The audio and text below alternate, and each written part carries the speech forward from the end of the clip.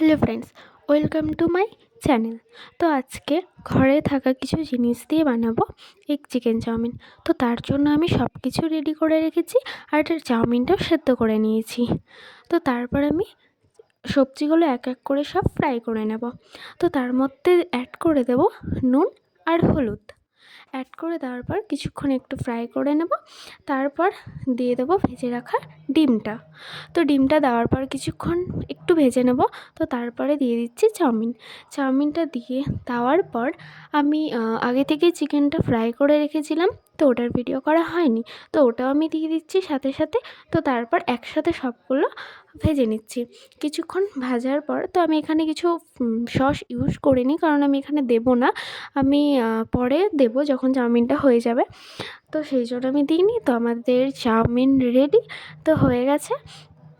তো আমি ওপর থেকে সস দিয়েছি, দেখতেই পাচ্ছ, কারণ আমি তখন সস ইউজ করিনি। তো আজকের ভিডিওটা এটুকুই।